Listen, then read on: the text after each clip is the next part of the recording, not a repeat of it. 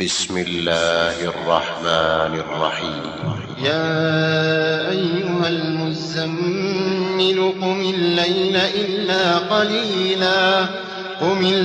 إلا قليلا نصفه أو انقص منه قليلا أو زد عليه ورتل القرآن ترتيلا إنا سنلقي عليك قولا ثقيلا إن ناشئة الليل هي أشد وطئا وأقوم قيلا إن لك في النهار سبحا طويلا واذكر اسم ربك وتبتل إليه تبتيلا رب المشرق والمغرب لا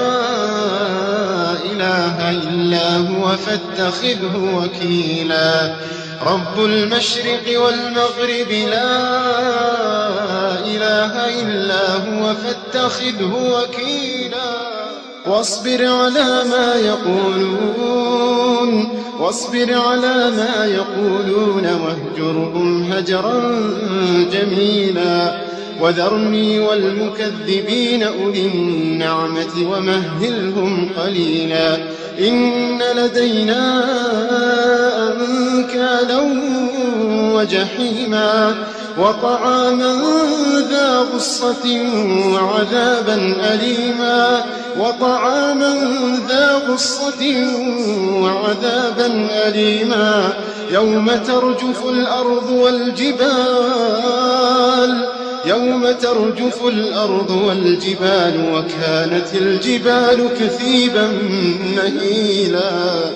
يوم ترجف الأرض والجبال وكانت الجبال كثيبا مهيلا إنا أرسلنا إليكم رسولا شاهدا عليكم كما أرسلنا إلى فرعون رسولا فعصى فرعون الرسول فأخذناه أخذا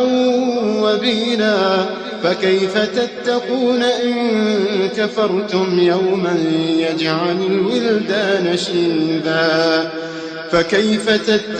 إن كفرتم يوما يجعل الولدان شيبا السماء منفطر به كان وعده مفعولا إن هذه تذكرة فمن شاء اتخذ إلى ربه سبيلا إن ربك يعلم أنك تقوم أدنى من ثلثي الليل ونصفه وثلثه وطائفة من الذين معك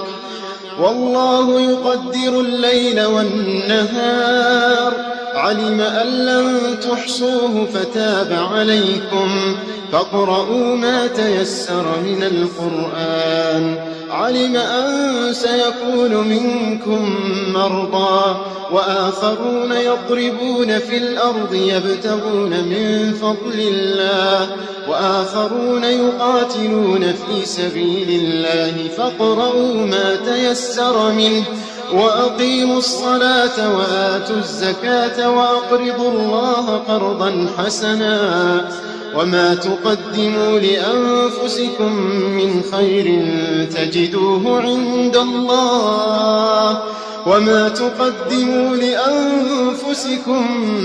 خير تجدوه عند الله